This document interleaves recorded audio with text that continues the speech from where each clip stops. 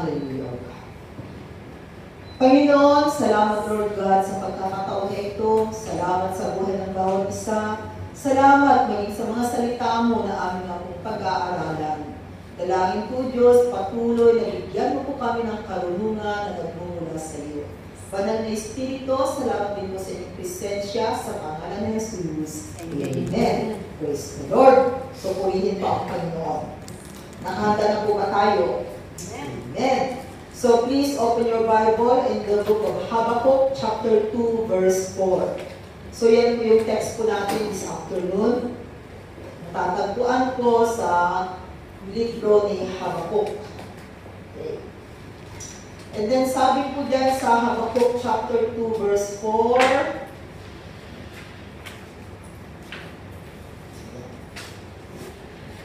see, he is puffed up.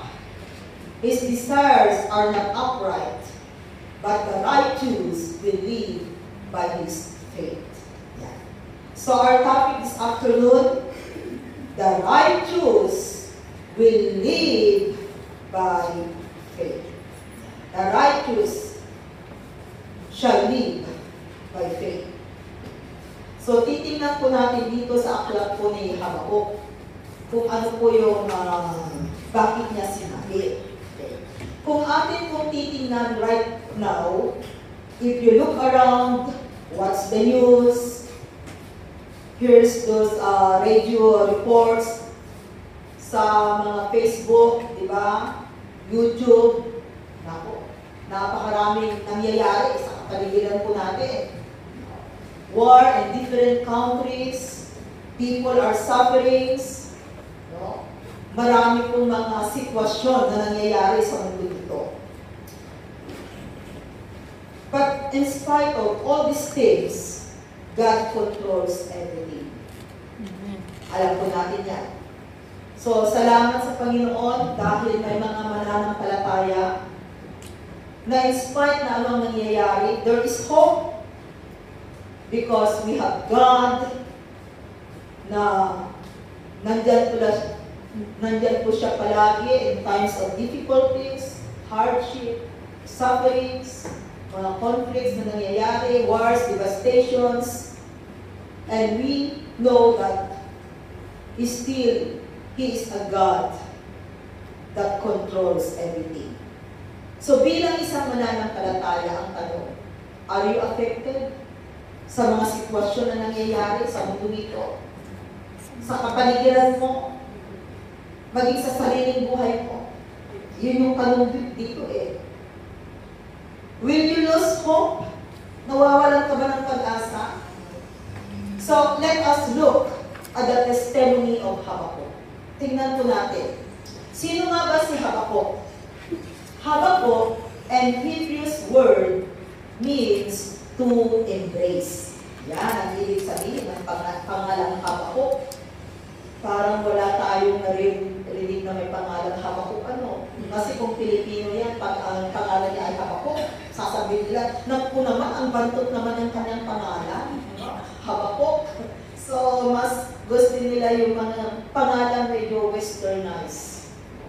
Kaya pag Pedro, ginagawang Peter. Pag Maria, ginagawang Mary. So sabi natin dyan, and Hebrew word, it means to embrace. He is called embracer. Oh, kaya pala maganda ang pangalan Habakkuk. Because he is called embracer. Because of his love for God, or because he wrestled with God, sabi dyan. He is a prophet, a Levitical member of the temple choir. Yan po si Habakkuk, propeta. And then, makikita po natin dito na si Habakkuk, siya po yung taong mababasa natin in the Bible na nag-complain sa Panginoon. Okay. Ano po ba yung first complaint ni Habakkuk? Chapter 1, verses 2 to 4. Ito po yung complaint po ni Habakkuk. In chapter 1, verses 2 to 4, how long, O Lord, must I call for help? but you do not listen, or cry out to you violence, but you do not save. Verse 3. Why do you make me look at injustice? Why do you tolerate wrong? Destruction and violence are before me. There is strife and conflict abounds. Yan, sabi ko ni Habakuk. No? And then sabi niya, therefore, the law is paralyzed, and justice never prevails. The wicked hang and the righteous, so that justice is perverted. Okay. So, ito po yung complaint po ni Habakuk sa Panginoon. Pero alam natin na sinagot siya ni Lord. Okay. Ituloy na natin, parang hindi ko dyan inilagay, pero just continue it and verses 5 to 11. That is the answer of the Lord. Basahin po natin yung sinagot ni Lord. Sabi niya, look at the nations and watch and be utterly amazed. For I am going to do something in your days that you would not believe even if you were told. Yan ang sinagot ni Lord kay Habakuk. And then sabi niya sa verse 6, I am raising up the Babylonians, that ruthless and ambitious people who swept across the whole earth to seize dwelling places not their own. Actually po, ito kung binabasa natin, it's happened already, nangyari po sa buhay ko ng mga Israelites. Natunay na may ginawa si Lord. In spite na ang mga Israelites, sila po magtitigas po yung kanilang mga ulo, may mga pasawit talagang ginagawa. Pero kumilos din ang Panginoon sa kanilang buhay. And then, okay, basahin po muna natin. And then sabi niya, They are a feared and dreaded people. They are a law to themselves and promote their own honor. Sabi ni Lord. Their horses are swifter than leopards, fiercer than wolves at dusk. Their cavalry gallops headlong. Their horsemen come from afar. They fly like a vulture sweeping to devour. They all come bent on violence. Their hordes advance like a desert wind and gather prisoners like sand. They deride kings and scoff at rulers. They laugh at all fortified cities. They build earthen rams and capture them. Then they sweep past like the wind and go on, guilty men whose only strength is their God. So ito yung isinagot ni Lord kay Habakuk sa kanyang complaint. So sabi ni Lord, na tingnan mo, kaya sabi natin kanina yung ating katanungan, sa mga sitwasyon ba na nangyayari sa ating kapaligiran, nowadays, being a Christian, apektado na tayo?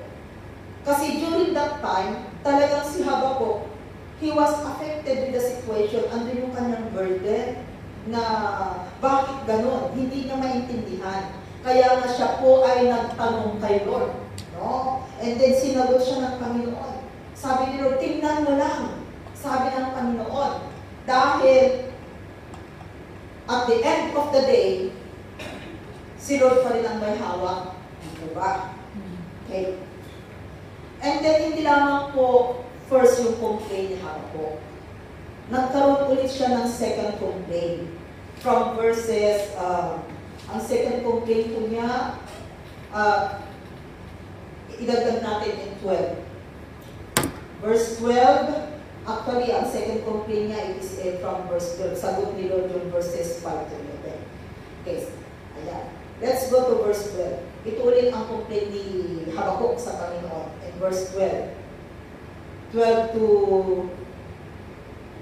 Okay. 12 to 17, basahin natin. Sabi ko, O Lord, are you not from everlasting? My God, my Holy One, we will not die. O Lord, you have appointed them to execute judgment. O Rock, you have ordained them to punish. Your eyes are too pure to look on evil. You cannot tolerate wrong. Why then do you tolerate that treacherous? Why are you silent when the wicked swallow up those more righteous than themselves? Ito ang sinasabi ni Habakuk. No? Bakit hinahayaan mo na ang bansang ito, no? Kung tutuusin nga, they are so wicked. Pero bakit nagpapala sila? Bakit ang nangyayari sa kanila ay nag-aapi? Which is, kung titingnan nga rin natin, even right now, may mga bansang hindi naman sumusunod sa Panginoon. Bakit sila ay pinagpapala? May mga bansang wala silang Diyos. Ang Diyos nila si Buddha. Pero pinagpapala sila ng dihama. Kaysa sa mga Pilipino na naniniwala kay Kristo. Bakit nga ba? Diba?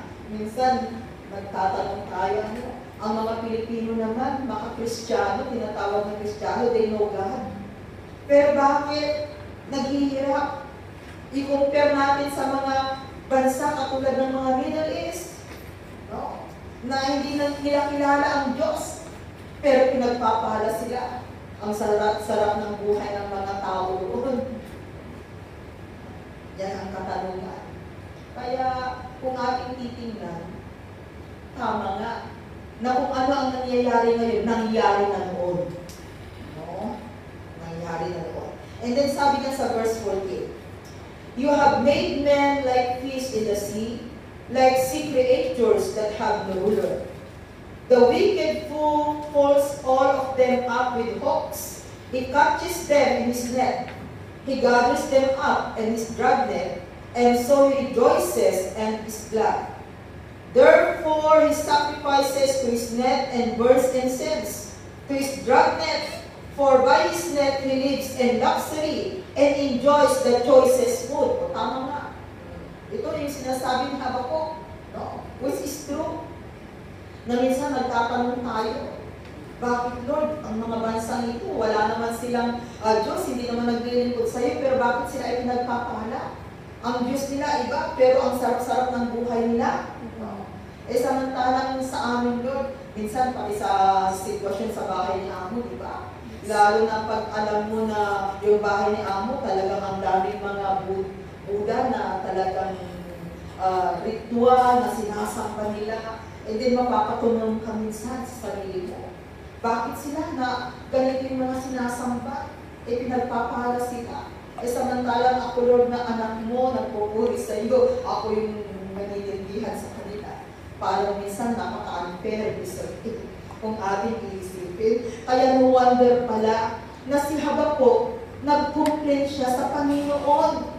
Kasi nga yung kanyang nakikita, parang hindi niya maatim. Na makita na bakit ang mga tao na naglilingkod sa kanya na sinasabing they are the chosen people of God, naghihirap sila.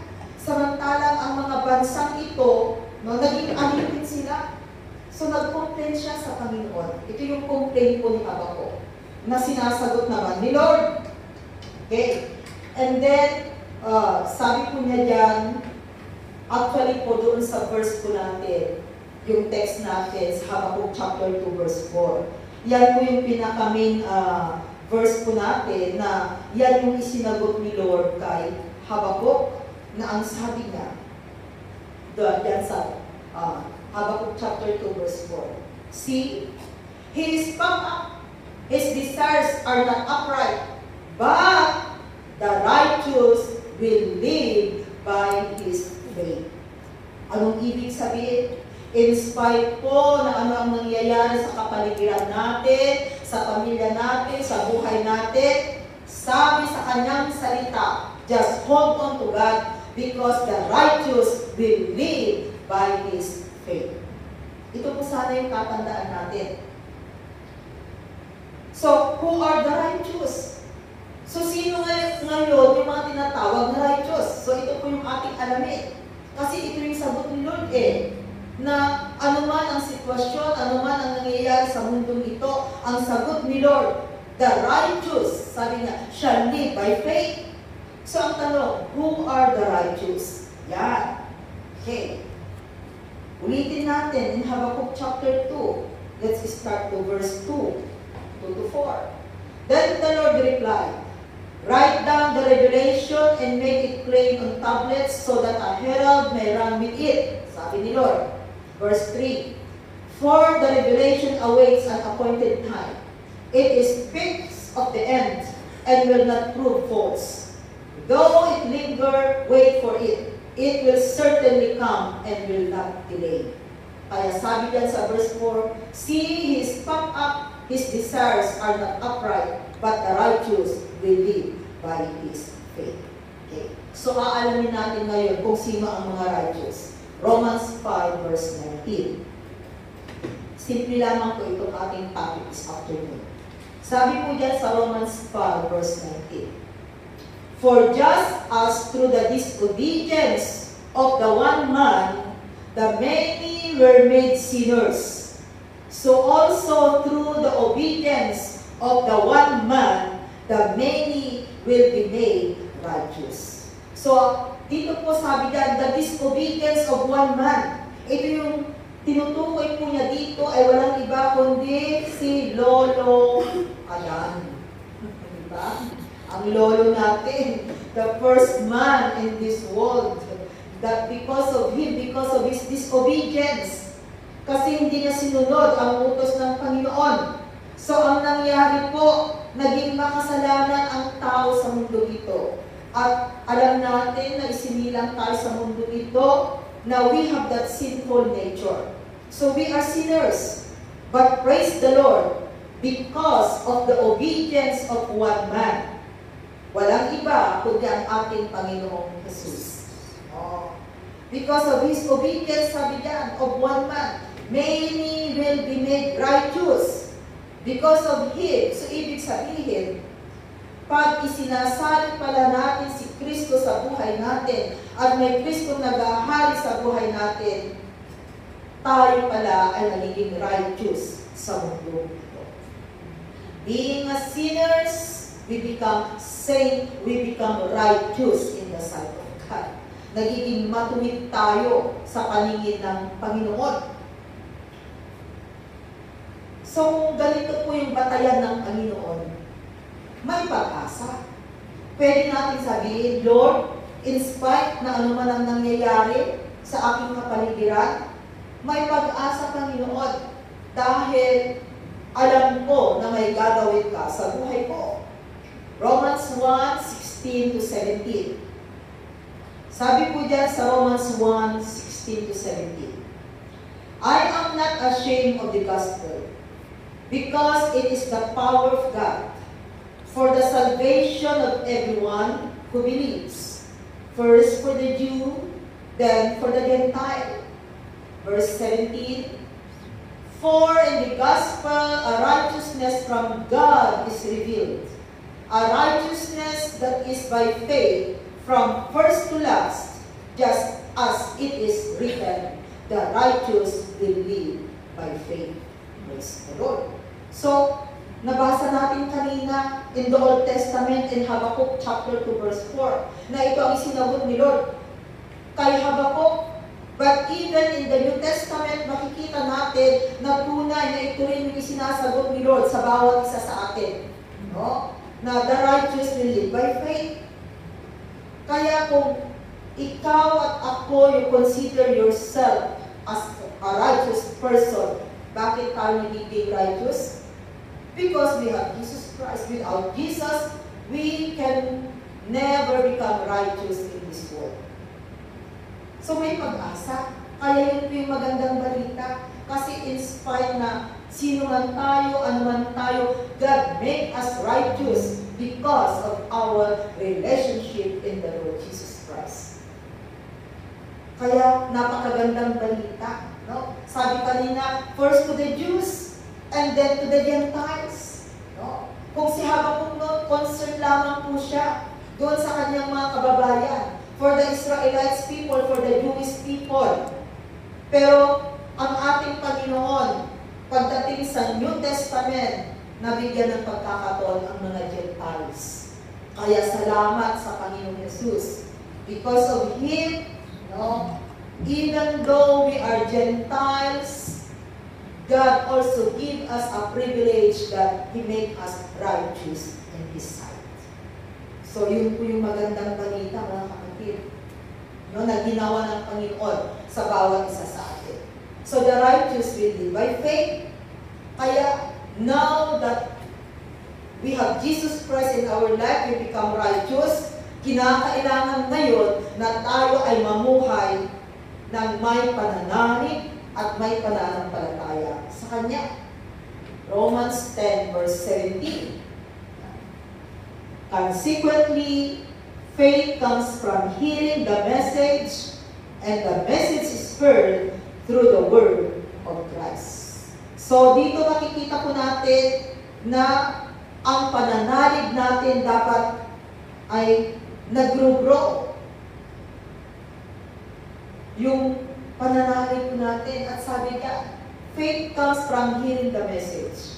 Kaya napakahalaga na tayo po ay palaging nakikinig sa Kanyang salita dahil nakikita po natin na lumalago yung ating pananalig at pananampalataya sa Panginoon. The more na nakikilala natin kung sino ang Diyos na pinaglilingkuran natin, nalalaman natin ang mga dapat at hindi dapat na naisin ni Lord sa buhay natin. Kaya bilang isang mananampalataya, sabi diyan, we need to live by faith and not by sight anymore. Kaya mga kapatid, yung faith po natin, tingnan natin. No? Ang faith to believe is to see. Ang faith sa mundo, to see is to believe. Kaya kahit na hindi pa po natin nakikita, we believe already. Kaya bilang mananampalataya, do not doubt. Huwag tayo maging negative. Nandun palagi, i-exercise po natin ang faith in every areas and aspect of our life. Kasi ang faith na ito po ang ating panghahawakan. Nang dahil sa faith na yan, pananalig, pananampalataya sa Panginoon, meron siyang gagawin sa buhay mo, sa buhay ko. Kaya napakahalaga po ng pananalig at pananampalataya sa Panginoon. So, paano na lang kaya yung walang pananampalataya sa Panginoon? Darating ang time, no? Mapapahamak sila. Dahil alam natin na ang walang pananalig at pananampalataya sa Panginoon, merong naghihintay sa kanila. And that is also eternity. No? Eternal punishment, eternal destruction ang naghihintay sa kanila. Kaya yung faith po natin, mga kapatid, we need to grow in our faith. Kaya wag po natin hahayaan na manlupay-pay, manghina po tayo, kahit na anuman ang sitwasyon, anuman ang testing, anuman ang trials, anuman ang nangyayari sa buhay natin, kapit lamang po tayo sa Panginoon. Dahil ang Diyos na pinaglilingkuran natin ay kumikilos sa buhay natin. Tunay po, wala po tayong dapat ipangamba. Kung ang buhay po natin ay totally committed sa Kanya, totally na talagang iniaalay natin ang buhay natin maging sa ating paglilingkod sa Kanya, wala po tayong dapat ipangamba dahil alam po natin na ang Diyos ang siyang gagabay. Okay? And Hebrews 11 verse 6, sabi po doon, and without faith, it is impossible to please God. Tingnan ninyo. So sa pamamagitan pala ng faith natin, ng pananalig natin, nabibigyan ng papuri ang Diyos. So without faith, it is impossible to please God. Because anyone who comes to Him must believe that He exists and that He rewards those who earnestly seek Him. Kaya kapatid, if you are seeking God in our life, alam po natin na may gagawin ang Diyos. Kaya nga sabi niya, seek ye first His kingdom and His righteousness, and all these things shall be added unto you. So number one po ang Panginoon sa buhay natin. Huwag po tayong mag-alala. No. Kasi alam natin na hawak ni Lord ang buhay natin. Ang buhay po natin ay katulad ng isang libro. No. Meron siyang beginning, meron siyang ending. Diba? Pag nagbabasa ka ng libro, meron at meron siyang ending. No. Pag nakikinig ka ng music, may beginning at may ending. So, ganoon din po ang buhay.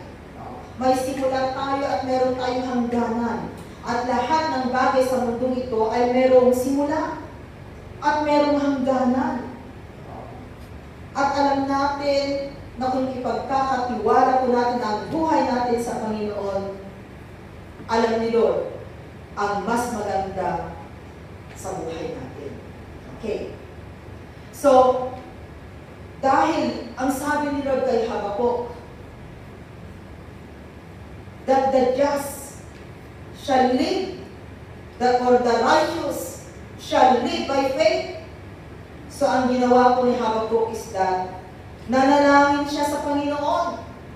So, in Habakuk chapter 3, verses 13 to 19. Ang panalangin ni Habakuk. No. I-start tayo doon sa verse 13. Sabi ni Habakuk sa Panginoon. At yun din po yung pwede natin gawin ngayon. Di ba? We believe that prayer is very powerful. So ano man ang sitwasyon, ano man ang nangyayari, daanin lang natin yan sa panalangin.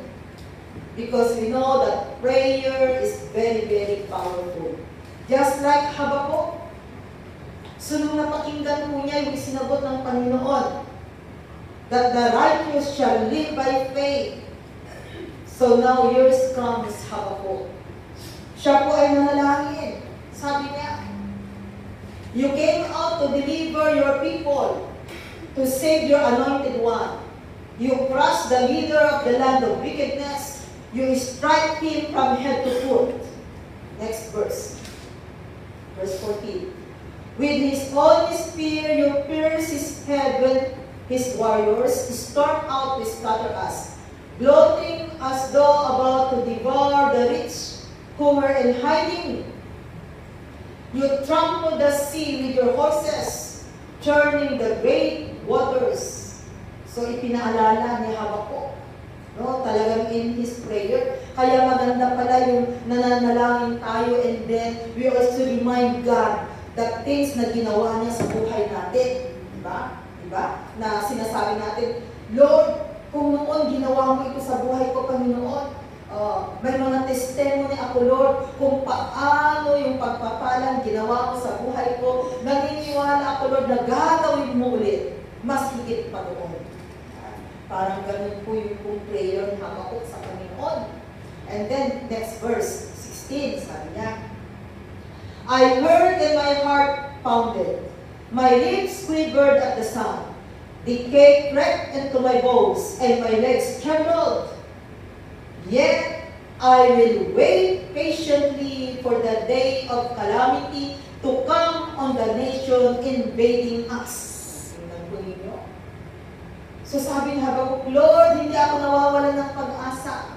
Kahit na ganito ang sitwasyon namin, kahit na ganito ang nangyayari for your chosen people, alam ko, Panginoon, na darating ang time. Mapapagtagumpayanan namin ang sitwasyon na ito. Yan ang sabi ko ni Habakuk kay Lord. Next verse, verse 17. Though the fig tree does not bud, and there are no grapes on the vines, though the olive crop fails and the fields produce no food, though there are no sheep in the pen and no cattle in the stalls, tingnan ninyo, parang sinabi niya, dumating man ang bagyo, dumating man ang tsunami, dumating man ang earthquake, no? Dumating man ang mga bagay-bagay na talagang it will make me shaken, no? Kahit na walang makain, magkaroon man ng famine, sabi niya dyan, no? The sufferings, difficulties, hardship na nangyayari, no? Sabi ni Habakuk kay Lord, no? Verse 18. Ang ganda po ng sagot ni Habakuk, na sana po magbigay ng encouragement sa bawat isa sa atin. Sabi niya, yet I will rejoice in the Lord. I will be joyful in my God, my Savior. Kapatid, ganito po dapat yung maging attitudes ng bawat isa sa atin. Na kung dumarating man yung testing, trial sa buhay, hindi katulad ng manok na nangingisay kagad. Dapat mag-pray tayo, manalangin tayo. Although hindi natin nakikita, no? Pero manalig tayo, magtiwala. Still we believe by faith, ika nga. And then magalak tayo. No? Still pa rin na nananampalataya tayo, nagtitiwala sa Panginoon at may gagawin si Lord. So sabi niya, yet I will rejoice in the Lord. Kaya no wonder, sabi sa kanyang salita, and everything give thanks. Magalak. Ano man ang sitwasyon, ano man ang nangyayari. So, yet I will rejoice in the Lord. I will be joyful in God, my Savior. Verse 19. Sabi ko dyan sa verse 19. The sovereign Lord is my strength. Praise God. Yan, ang sabi ng Habakuk. The sovereign Lord is my strength. Kaya kahit napagod na po tayo sa bahay ni Amo, diba, we can declare. No. Masabi doon, I have the strength that comes from the Lord. I-declare natin, kahit napagod na pagod. Kasi sabi yan, the sovereign Lord is my strength. He makes my feet like the feet of a deer. Enables me to go on the heights. Kasi alam po ninyo yung deer, mahahaba yung kanyang paa. At pag lumundag po sila, ay talagang mataas ang lundag ng deer na ito. So, ganun po, inihalin tulag tayo. That in spite na nanghihina ka na, nararamdaman mo na parang hindi mo na kaya. Pero sabi ng Panginoon, siya ang ating kalakasan. No? At kaya-kaya po nating lundagin, sabi ka, no? That He is able to jump high.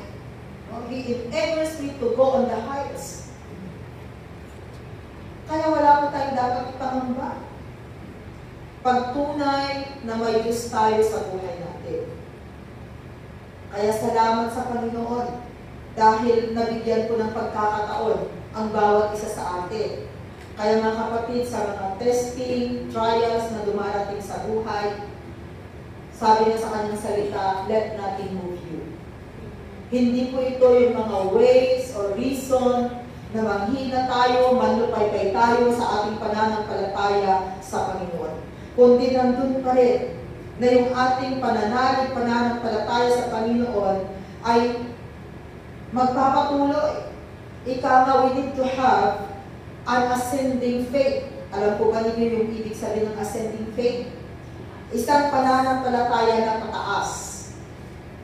Dapat ganun po, ascending faith po tayo. Hindi po yung descending faith. Mahirap pag descending faith ka kasi ang hantungan mo ay eternal destruction. Pero pag ascending faith ka, you sure at the end of that faith, talagang nandun po ang reward na naghihintay. It is eternal life, eternal destiny na kapiling po ang Diyos na ating pinaglilingkuran. Kaya panatilihin po natin. Mahirap din naman po yung straight faith. Alam po ninyo pag straight faith, kung ano yung faith mo ngayon, kahit nakakakinig ka ng salita ng pag wala lang, straight lang, no? Mahirap yun. Ganon din yung zigzag. Alam niyo yung zigzag.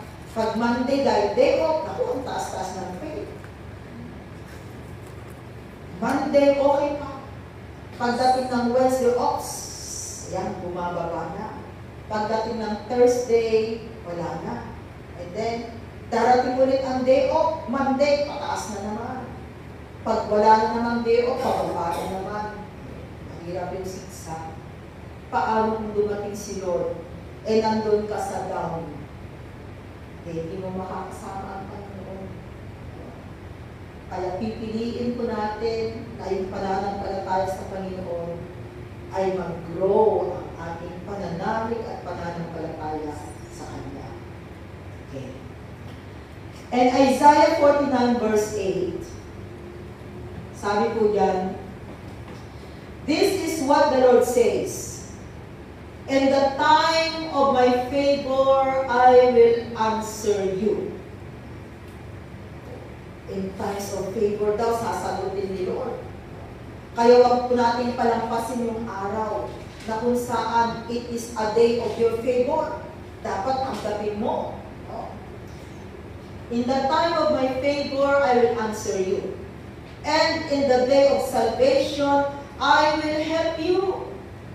I will keep you and will make you to be a covenant for the people, to restore the land, and to reassign its desolate and inheritances. Tunay po na ang Panginoon, alam po niya, no? Alam po niya ang sitwasyon ng bawat isa. Alam niya ang nakakabuti sa bawat isa sa atin. There are times na hindi po natin naiintindihan ang Diyos, isang it? But God, naiintindihan po niya tayo. Kaya nga sabi niya, my thoughts are higher than your thoughts, and my ways are higher than your ways. Ang pangunawa ng Panginoon ay unlimited, pero ang pangunawa ng tao ay limited lamang. Kaya minsan, ang hirap natin unawain yung ating kapatid, yung ating mga mahal sa buhay, lalo na pag madali kang mahihinga. But God knows it. Unlimited po yung pangunawa ni Lord. Kaya kahit na anuman po yung ginagawa natin, ugali natin, God is able to understand us. And God is able to give us a chance. Ano po ba yung ginagawa ni Lord na chance sa atin? Para tayo ay magpatuloy. Diba? God always teach us to repent. Kaya nga, as we humble ourselves and repent, alam natin na bukas palad ulit ang Panginoon at handang magbigay ng chance sa bawat isa sa atin. So, ganyan po yung Diyos na ating pinaglilingkuran. Kaya sa mundo ito na ating ginagalawan, anuman pong klaseng buhay meron tayo, anuman ang nangyayari sa ating kapaligiran, hindi po tayo apektado. Dapat ganun po yung status natin. Hindi tayo apektado. Bakit? Kasi alam mo na may Diyos kang karamay, may Diyos kang kakampi sa buhay mo, may Diyos ka na nagbibigay sa iyo ng kalakasan, may Diyos ka na tutulong sa iyo pag dumating man ang bagyo sa buhay.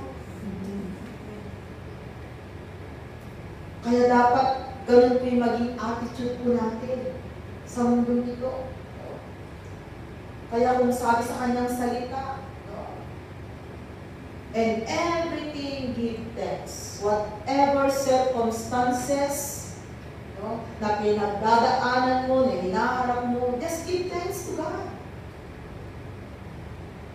Kasi pag nakita ni Lord na yung attitude natin, yung behavior natin, alam ni Lord ang kanyang gagawin. At tunay mga kapatid, na ang salita niya ang siya magbibigay sa atin ng kalakasan ng pag-asa. So in our conclusion na tayo, sabi ko sa inyo may eksila. Galatians 3 verse 11. Sabi niya dyan sa Galatians 3 verse 11. Clearly, no one is justified before God by the law, because the righteous will live by faith. The righteous will live by faith. So itong word na ito mga kapatid, no, this is the important word na atin pong pinag-aralan this afternoon. No? The righteous will live by faith. Kung hindi mo makakalimutan itong word na ito, no, the righteous will live by faith. Tatandaan po sana natin. Kasi sabi yan, clearly no one is justified before God by the law. Kasi kung titingnan po natin ang law, the law of Moses, hindi natin pwedeng walang makakasunod sa atin. Sa law of Moses, isang hindi natin kaya, bagsak tayo. But praise the Lord, because Jesus Christ becomes the law for us. Kaya kung si Jesus, siya na yung naging law, At kung may Jesus tayo sa buhay natin, ang kahalintulad will already fulfill the law. So yun yung maganda doon. Kaya nga the righteous will live by faith. Ano ba ang faith? What is the meaning of faith? Huwag natin kalilimutan the meaning of faith. Hindi mo pa angkin o hindi mo pa nakikita ang isang bagay, but you believe it that you have already it. So, that is faith. Yan, sa Hebrews 11:1. Now, faith is being sure. Being sure, talagang sigurado ka na of what we hope for. Hindi pa dumarating, pero sigurado ka na makakamtan mo. And certain of what we do not see. And that is faith. So being a righteous, being a believer, we need to live by faith and not by sight anymore. Kaya i-exercise po natin sa buhay natin yung faith natin, yung pananampalataya natin sa Panginoon. Dahil tunay mga kapatid, no, the righteous shall live by faith. Dahil tunay po. And who are the righteous? You and me. We are righteous in the sight of God. Bakit nagiging righteous? Because we have Jesus Christ in our life. Meron tayong relasyon sa Diyos sa pagkakaroon po natin ng Kristo sa buhay natin. Kaya salamat sa Panginoon dahil nabibigyan po tayo ng chance, pagkakataon, in spite anuman ang sitwasyon, anuman ang nangyayari sa buhay natin, maging sa kapaligiran po natin, hindi po nagbabago ang salita ng Panginoon. Kung sinabi po ito ni Lord and Prophet Habakkuk before, nasabi niya that the righteous shall live by faith, even for us right now, mga kapatid. We need to live by faith. Kaya purihin ko ang Panginoon dahil hindi na po sa sariling kakayanan natin, sa sariling pangunawa natin, but everything it is by faith. Ang ating pananalig at ang ating pananampalataya sa Panginoon. Amen. Panginoon, salamat Lord God sa iyong salita. Maiksiman po Diyos ang aming pinag-aralan sa hapon na ito. Pero hindi po namin makakalimutan ang salita o God that the righteous shall live by faith. Natunay nga po o God, ginawa mo po kaming righteous, Panginoon. Salamat o God. Dahil tinanggap ka namin sa aming buhay, nagahari ka sa buhay po ng bawat isa. Kaya ang buhay po namin, Panginoon, anuman ang sitwasyon, anuman ang nangyayari sa aming kapaligiran, maging sa sariling buhay po namin, nandun po sana, Lord God, yung faith po namin, yung aming pananalig, Lord God, na hindi po kami bibitaw sa aming nga pong pananalig at pananampalataya sa Diyos.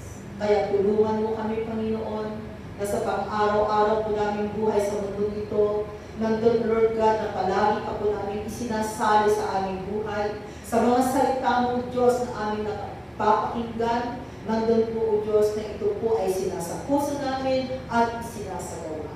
Maraming salamat, O Diyos, at ibinabalik ko po sa iyo mataas na papuri sa pangalan ni Jesus.